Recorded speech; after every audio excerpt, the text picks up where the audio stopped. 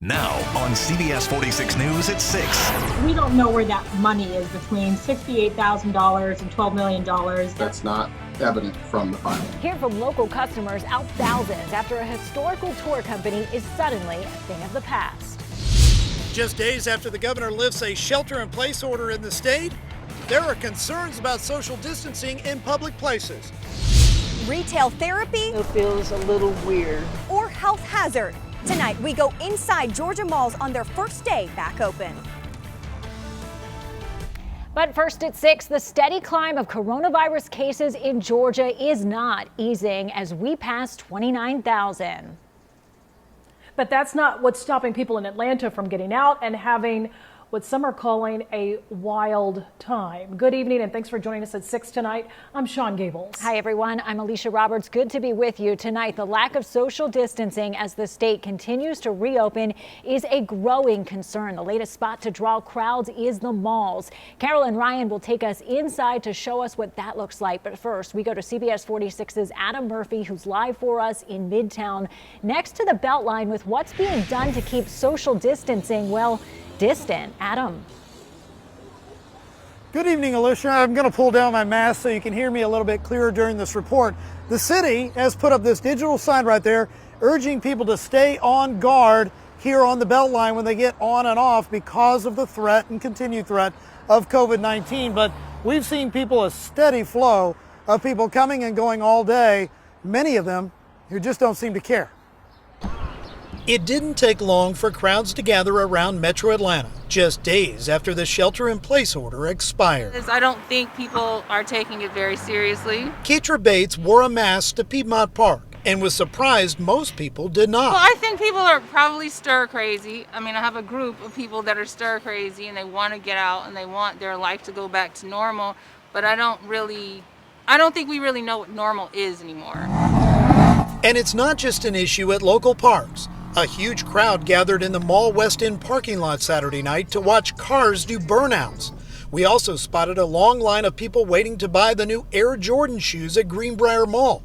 Plus, there were large crowds gathered around Metro Atlanta to watch the Blue Angels fly over. And Piedmont Park has also been packed with many people in clusters. It wouldn't hurt anything for people to, at least respect the social distance, the 6 feet.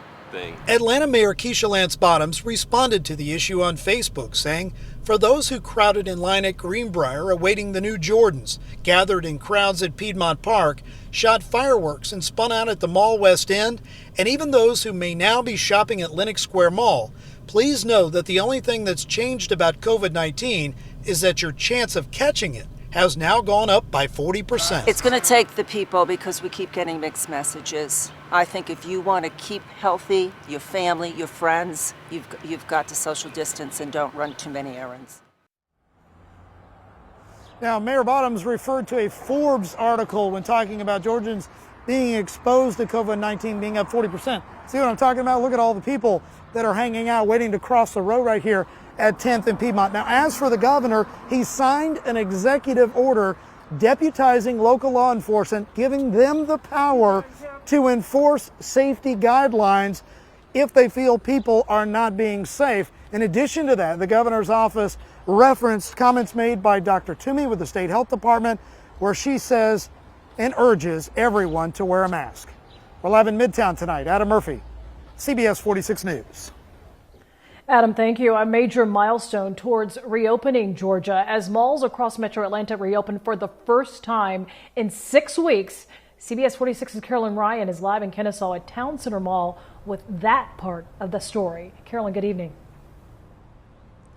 Good evening to you, Sean. This is one of 5 major Metro Atlanta malls to reopen today. And yes, as you might imagine, things inside, well, they looked a little different. Inside Town Center at Cobb, it was calm and quiet. Nobody's really there. Shoppers were scarce, but reminders to social distance were not. Arrows directing.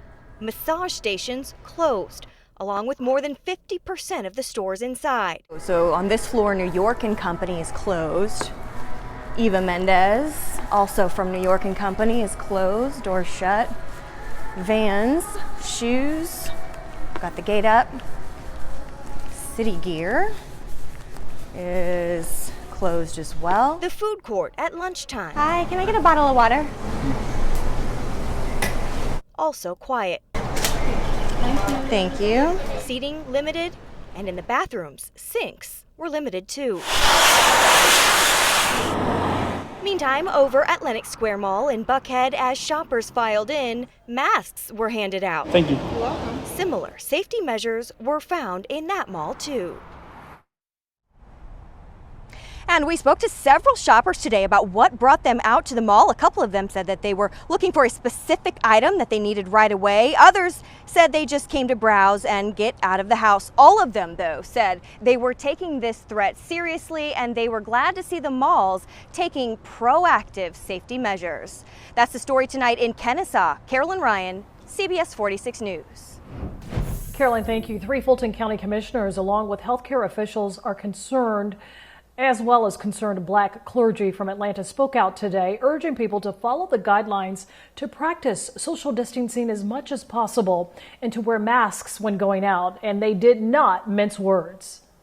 I was concerned about the photographs that I saw of people gathering together to go and buy the new Air Jordans. That was not a good idea at all. We need to continue to shelter in place. It is time for us to use also what God has given us, and it's called common sense. Common sense will tell you to keep your family at home.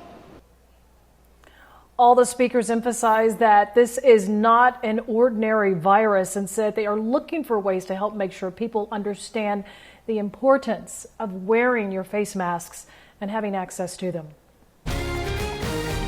Right now from the live desk, there is potentially troubling news that could affect you the next time you go for groceries. Tyson Foods said today it expects more meat plants to close. The company produces pork, beef, and chicken products at plants all over the country, including this one incoming, Chopper 46 over the sea there. We saw masked workers driving in and out of that facility today. Tyson saying they are using infrared thermometers to check temperatures of employees going inside and adding more protective measures like shields and more space. To make things a bit worse, consumer demand for meat products is actually up right now. Sean? Costco, it is limiting how much meat you can buy at a time. Listen to this. You'll only be able to buy 3 items of beef, pork, or poultry products. Costco said it made the changes based on public health guidelines. And another change at Costco starting today. Customers will be required to wear masks to go in and out of the store. The store says the face coverings must be worn at all times, and they are no substitute for social distancing. Delta Airlines also requiring masks starting today for passengers and its employees. The airline is making masks available at ticket counters, gates, and onboard flights. United and JetBlue have similar guidelines that start today. Big tech that is boosted the markets today. The Dow, NASDAQ, and S&P all ended the day up slightly, but airline shares were the big losers today. Delta, United, and American all fell more than 5%. Meantime, the U.S. Treasury saying today it plans to borrow $3 trillion, yes, that's trillion with a T, dollars in the second quarter of this year. That money is for coronavirus relief. That is more than twice as much as it borrowed in all of the last fiscal year. And listen to this. There are good stories to be found, and we want to share them with you tonight. Coming up at 6 on CBS 46 News, we're going to take you to Piedmont, Athens, as a family gets to see their mother leave after 45 days as a coronavirus patient. Her story of hope coming up in about 8 minutes.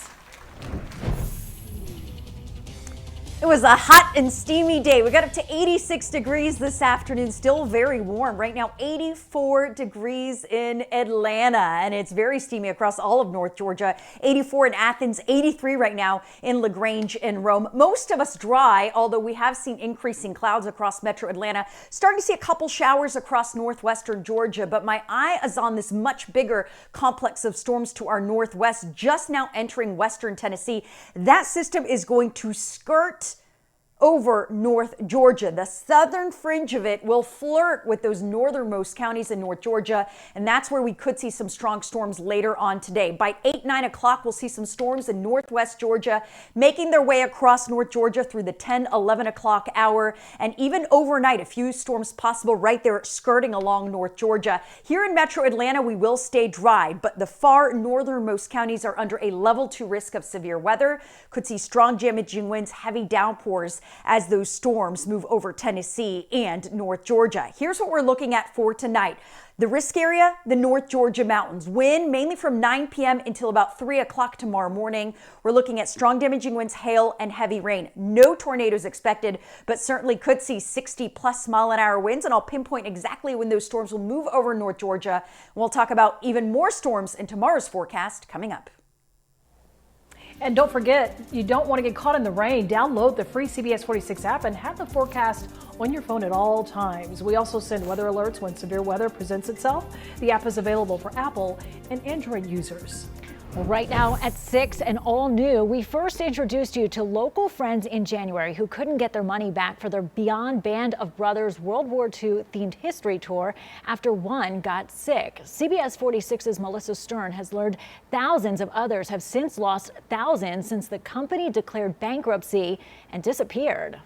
We had saved our money to do this trip, and it was going to celebrate our 30th wedding anniversary. So it's disappointing. Bruce and Donna Allsweed paid nearly $5,000 for their Beyond Band of Brothers tour, which was supposed to happen in July. I'm the history buff. He's the history buff. When we talked to our travel agent, we said, hey, can you look into this, make sure this is a reputable company? And she says it is. In March, they learned the company was shutting down their local office due to the coronavirus and suspending all trips through the end of June. Then they just dropped off the face of the earth. Emails were bouncing back. The website went down and phone calls went to a recorded message. That's when dozens of customers started contacting a competitor company. They're trying to find anybody, so they Google us or they put in Band of Brothers and we'll come up on the web. That's their only recourse at that point, is to see if we know anything or can help in any way. I reached out several times to the bankruptcy assignee identified in the company's court filings, Larry Hyman, based out of Florida. He is the third party whose job is to consider the liability and assets of the company. I never heard back, but there are almost 2,000 people listed on the secured creditors list on that filing, owed amounts ranging from the hundreds to $25,000. Here we saw the liabilities listed at over $12 million.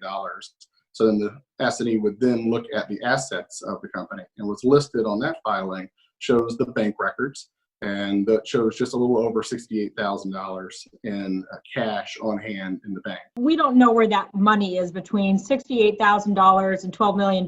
That's the job of the assignee to figure out where did all of this money go. The assignee will have to investigate that. Yes, that's not evident from the filing. The process will take time, and whatever money they can come up with, they'll get a percentage of what they're owed, if there's anything left. Which, unless the assignee is able to identify significant assets, the final distribution of the case will be very small and perhaps nothing. You know, what do you do? Melissa Stern, CBS 46 News. And we are tracking some changes late tonight across the mountains of North Georgia, where some of us could see some strong storms, even some isolated severe weather. Let me show you what CBS 46 pinpoint radar looks like right now. Most of us have actually all of us right now have fantastic weather. Couple little showers in northwest Georgia, but late tonight, that's when we'll see that threat of severe weather. It's all because of this complex swell to our west that is speeding to the east. Now you see those storms right now over western Kentucky into northwestern Tennessee. That is moving east, and most of that activity will stay north of our area, but the southern fringe of that system will skirt over North Georgia, bringing some isolated severe storms. Those areas in yellow have a level 2 out of 5 risk of severe weather. We're looking at gusty winds, heavy rain, and frequent lightning. Notice northern metro Atlanta under a level 1 risk. I really think that severe threat is very low for metro Atlanta, but we could see some strong storms in the North Georgia mountains. So here's the timing of that. Again, a couple little pockets possible before 10 p.m., but most of this arriving late this evening through the overnight hours. Here's a look at midnight with some strong storms possible across the North Georgia mountains.